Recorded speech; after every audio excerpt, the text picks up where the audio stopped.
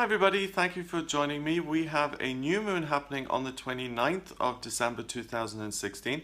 It happens at 6:53 in the morning, and that's based on London time.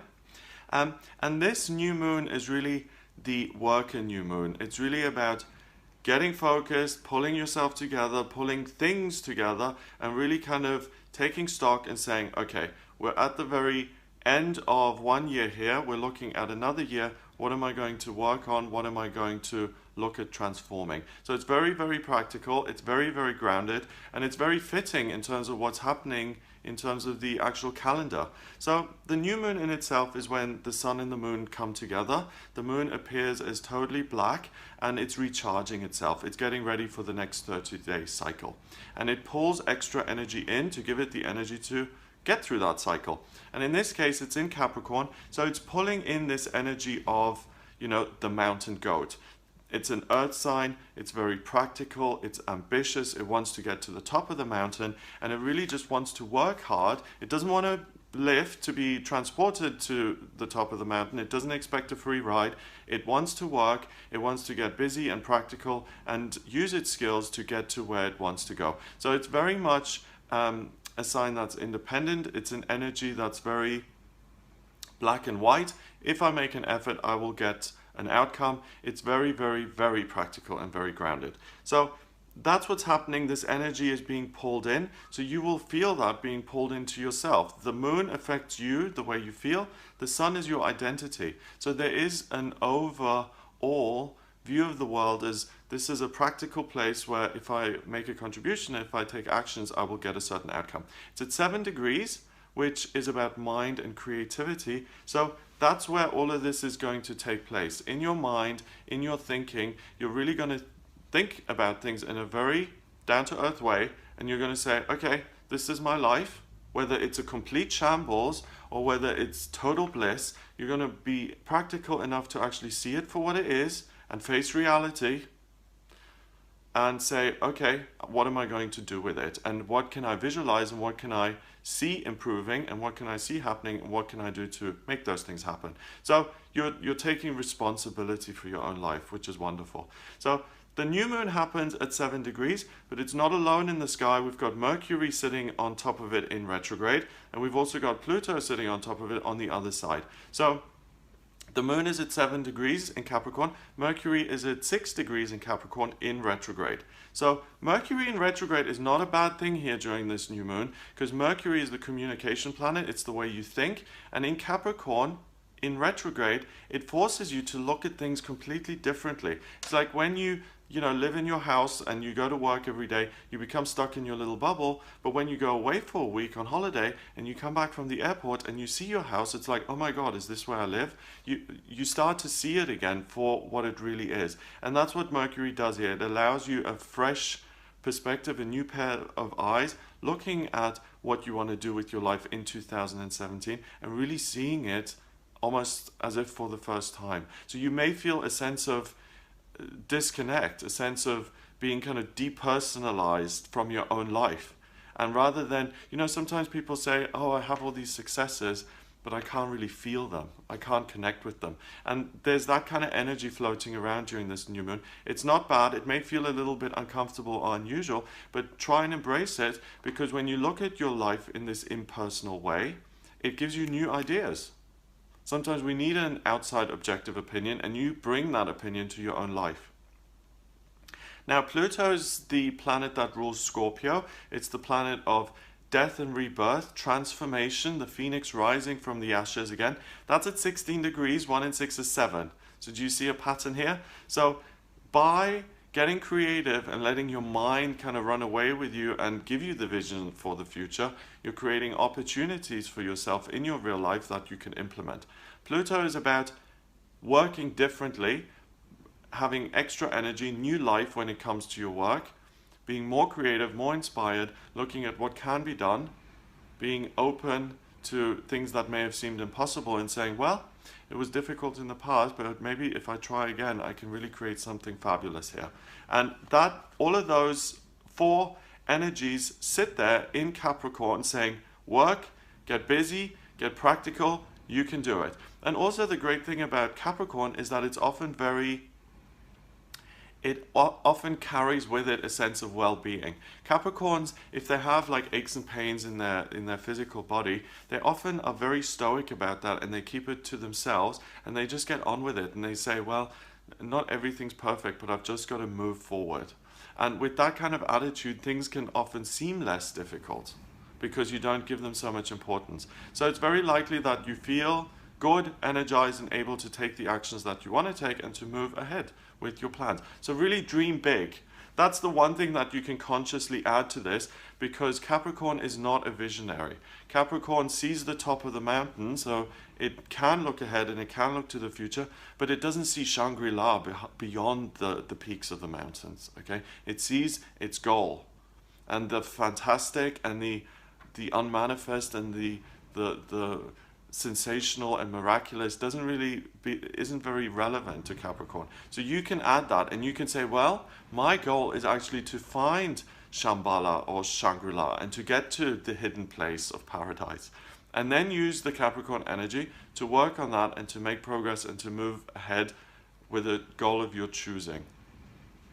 Now, this new moon also forms some relationships with other planets in the chart, and this is where it gets really interesting, because it forms a sextile, which is a positive kind of harmonious aspect with the South Node and Mars in Pisces.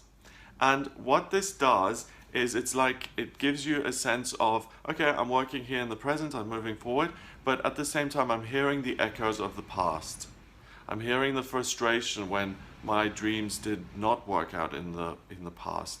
I am hearing I can still feel the disappointment of failures and things that didn't work, and hurt feelings and resentment and dreams that have been shattered. All of those things are in the background, and that's okay. You know, that's okay, because when we're 15 years old and we've never failed or experienced anything, and we're trying for the first time, we approach things in a naive way, and we don't really appreciate the successes when they come, because we don't realize how many different ways we could have failed.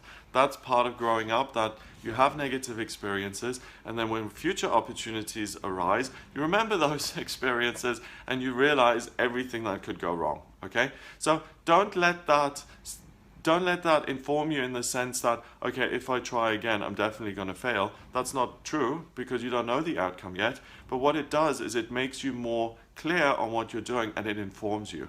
You are a grown-up. You do know how things could go wrong. So therefore, you can avoid the pitfalls. You can watch out for the red flags if and when they appear, and you can scoot past them, and you can make sure this is a success. Okay?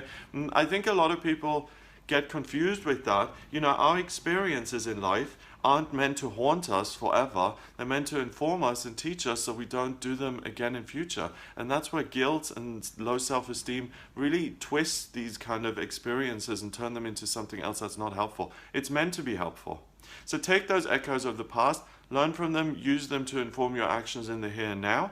Then the new moon also forms a trine with the North Node in Virgo. And what that does is it gives you a really clear goal, and it makes you very technical and analytical and able to work out all the details and to take all the information, to break it down and to make sense of it, and to say, this works, this doesn't work, clear, clear, clear. Let's make decisions, let's be really practical, harsh, and dry about it. So you've got a lot of energy in Earth. You've got 4 planets in Capricorn, you've got the North Node in Virgo, both are earth signs, and then you've got a little bit of Pisces, okay? So your feelings are fueling this whole project, your vision for the future, what it is you want to do. I don't want to do that, that failed, and I don't want to do that, but I still have a dream, okay? And that doesn't feel blissful or joyful, but it's fuel that motivates and that can get you to move forward, because we all want to get somewhere in life. That's why we keep trying even when we do fail. The Capricorn energy will ground you to the extent where you can make plans, where you can do things, where you can get busy. And then that North Node really gives you a laser beam focus on what your goal is, what the light at the end of the tunnel is, and what you're trying to move towards. So hang on to that goal, hang on to that dream, and use all your practical energy in the here and now to sort it out, to schedule it, to build it in, to start the business, to get your partners together, to get the investors on board, whatever it is that you personally want to create, what you want to build. I think that can be a key word for this new moon here at the end of December. Let's call it the builder's new moon. This is you being the builder of your own life. And that laser beam focus, as long as you keep looking at that, the details, you'll be able to take care of the details in the here and now and pave the way to get you where you want to go. So it's a fabulous new moon here at the end of the year. It really is fantastic in the sense that it's perfectly timed. We're really jumping from one year to the next. We've got a new start symbolically via the calendar, and the astrology is providing us with a really nice solid foundation on which we can build that new start. It's perfect. So the stars must be aware of our way of splitting up time, because it's really helping us here in this sense. So I hope you have a wonderful start to the new year. I hope you really take 5 or 10 minutes during this new moon and just say, what do I want to do here? What do I want to build? Because the inspiration, you know, it doesn't take years to be inspired. It takes a second and an idea just pops in. So give yourself the headspace to receive those wonderful inspirations and ideas. Get busy, and really you start the year very, very well. It operates, you know, this new moon operates amidst other things. We've got Mars in Pisces here. That is not forward moving, that's inward looking, and that's examining your feelings all the time. Not a great start. Then we've got Mercury in retrograde, which continues to retrograde until the beginning of January, the first week of January. That's also not all systems go. In this case, it's helpful because it allows you to look at things differently, but it's not like, let's move it, let's move it. It's about, let's step back and reevaluate, okay? So this new moon really mitigates those energies, and it allows you to really be strong and solid amidst circumstances that are less than 100% perfect, which is life. So make the best of that, have fun with it. I hope you have a wonderful start to the year. If you would like a private reading with me based on your horoscope, which I can draw up by looking at your place of birth, your date of birth, and your time of birth, then please get in touch with me via my website. It's gregoryscott.com. Click on the readings tab to order your reading with me there. Please remember to subscribe to this channel, and I'll speak to you soon. What feels comfortable, and Libra is about being able to create positive, harmonious relationships and building a bridge between you and other people. If you're single,